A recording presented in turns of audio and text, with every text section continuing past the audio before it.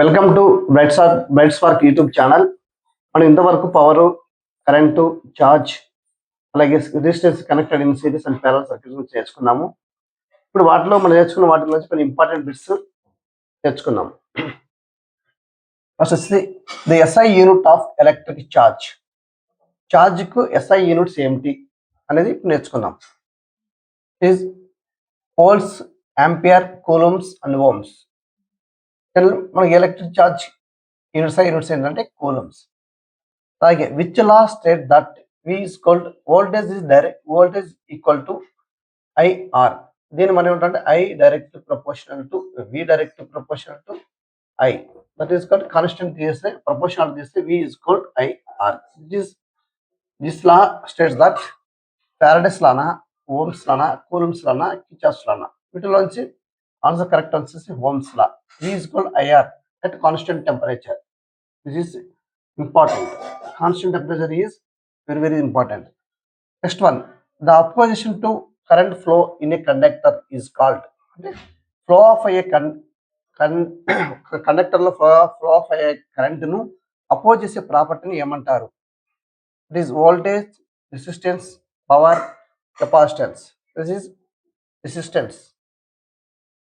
1 ampere is 1 coulomb per second, 1 volt per second, 1 ohms per second or 1 watt per second. 1 ampere, 1 I is equal to dq by dt. That is called q is charge units is coulomb, time is seconds. That is 1 ampere is equal to 1 coulomb per second. Which current changes its direction periodically?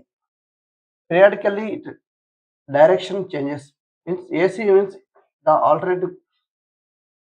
alternate current periodically changes with respect to the time, which is called AC. DC means it is constant magnitude. Next one is in a series circuit the current through all resistors is. Series circuit లో ఇలా circuit ఉందనుకుంటే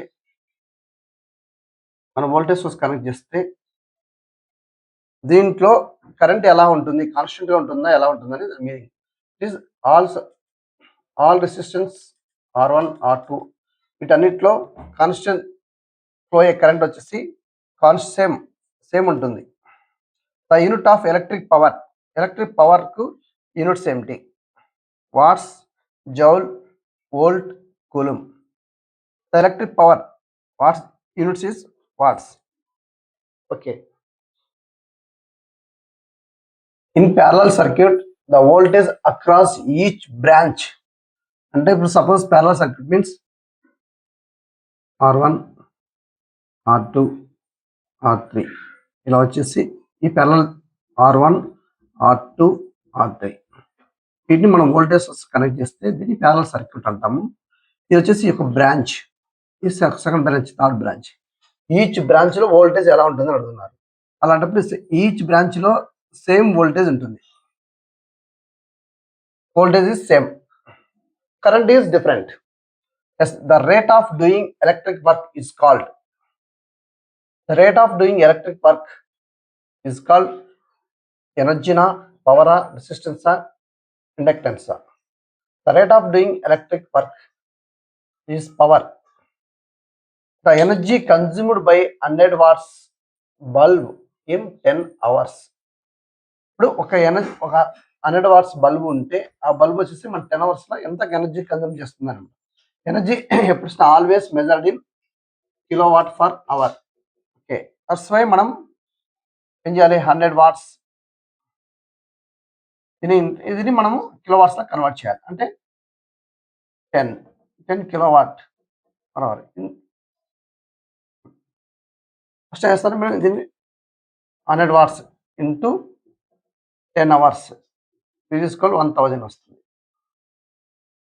వచ్చిన తర్వాత దీన్ని మనం ఏం చేయాలి, divide by 1000 వేయాలి. Kilowatt hour convert చేయాలి కాబట్టి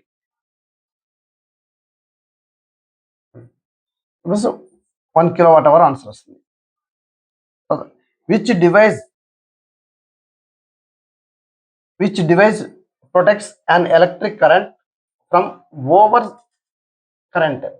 మనం ఓవర్ కరెంట్ ఎంటర్ అయింది అనుకో, అప్పుడు మనం వచ్చేసి ఏ డివైస్ ద్వారా మనం ఎలక్ట్రిక్ సర్క్యూట్ ప్రొటెక్ట్ చేయొచ్చు అనేది మీనింగ్ అనమాట. రెసిస్టెన్సా, ఇండక్టెన్సా, ఇండక్టెన్సా ఆర్ ఫ్యూజా ఆర్ కెపాసిటెన్సా. జనరల్గా మన ఇళ్ళలో కూడా మనం ఓవర్ కరెంట్ వస్తే మనం 6 amps రేటింగ్ ఫీజు అప్లై చేస్తే దానికన్నా ఎక్కువ కరెంట్ వస్తే ఆటోమేటిక్గా ఫీజు మెల్లు ఉంటుంది, దాన్ని ఓవర్ కరెంట్ అంటాం. అందుకు కాబట్టి fuse is answer. Which among the following is a conductor. అంటే ఇచ్చిన మెటీరియల్లో కండక్టర్ అనేది ఏమిటి?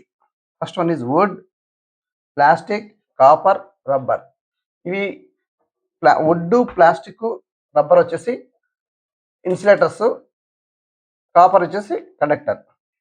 Which frequency of AC supply in India. ఇండియాలో ఫ్రీక్వెన్సీ వచ్చేసి 50 Hz.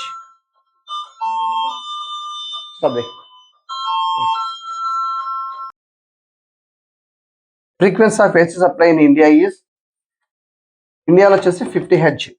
Frequency means number of cycles per second. ఇలాగ ఒక్క సెకండ్లో ఎన్ని సైకిల్ చేంజ్ అవుతుంది అనే దాన్ని ఫ్రీక్వెన్సీ అంటాము. ఇండియాలో వచ్చేసి మన ఫ్రీక్వెన్సీ వచ్చేసి 50 Hz యూటిలైజ్ చేస్తాము. అలాగే ఫారెన్ కంట్రీలో వచ్చేసి మన అమెరికా అక్కడైతే 60 Hz ఫ్రీక్వెన్సీ యూటిలైజ్ చేస్తారు.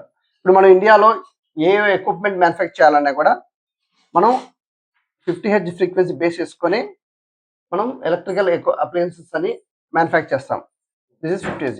అలాగే అమెరికాలో 60 Hz యూజ్ చేస్తారు.